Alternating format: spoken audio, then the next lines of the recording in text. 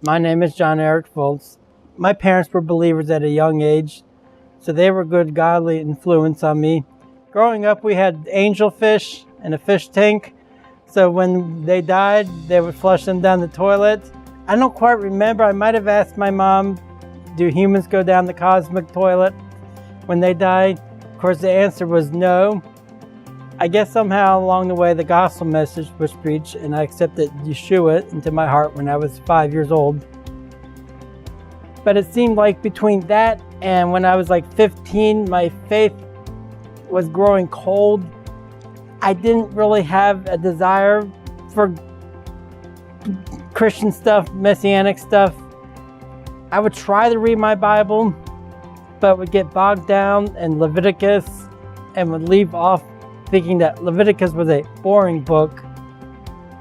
So like electronic device, I was not plugged into the source, into the godly source. And at one point we went to teen lock-in at Beth Yeshua in Philly. And I don't quite remember all the details, but according to my mom, a lot of people were repenting near the end of the lock-in. And I was one of them.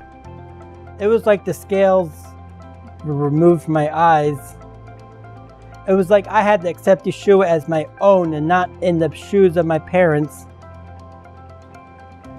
And ever since, I just had this desire to read God's word more, to live by it, and to have a love towards others, which can be hard sometimes. Not so much in this congregation, but just in the workplace, it's hard. I think Scott, he was like our founding father at Son of David. So he grew Son of David up from, I guess, a few handful of people to like maybe 100 people at one point. You know, all I know is that Scott Brown liked snakes, he liked motorcycles, and he used a lot of Yiddish words in his messages. And eventually he got the call to go to New Zealand, which I never knew that was going to happen. I thought he was going to be at Son of David forever. But it was a little bit rough after he left. Actually, we had somebody else between. He came once, he preached once, we said yes, he came. But by the end of 2009, we decided to let him go. And we were without a congregation leader for nearly 2 years, which was harder than the first time. So from December 2009 all the way to like September 2011, we were without a leader. And might sound kind of crazy. My sister told me that the Carps had decided to come back to the United States because they had been living in Israel for 4 years. And somehow I thought that Dennis Carp is going to become our new congregation leader. We have a need. He's here. He's going to fill it. It was like when Dennis became our congregation leader, it was like a new chapter in Son of David's life. I've been attending Son of David congregation for over 22 years, and I've seen a lot happen at this congregation. A lot of people have come, a lot of people went. This is like, I think, our 5th place since Son of David's founding in 1989. I am giving a check every month to the building project.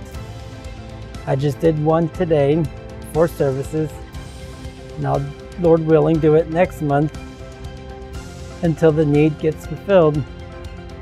Yes, please, to all who are listening to this, please give. Son of David needs the money, but not for themselves, but for them to see this project, this dream become a reality. For Son of David to be a light on the Norbeck Road corridor. For people who pass by will see the sign and attend and see the love among the people, the gospel message, and accept Yeshua if they don't know him. Son of David Messianic Congregation has been sharing the love of the Lord to the Washington, D.C. metro area for over 25 years. Our new property is situated on Norbeck Road with easy access to the ICC and sits right next door to Leisure World and a huge brand new neighborhood. As we raise the funds to break ground on our new building, we ask that you prayerfully consider donating to this project so we can continue to live out the calling that the Lord has for us in the Silver Spring and wider Washington, D.C. metro area.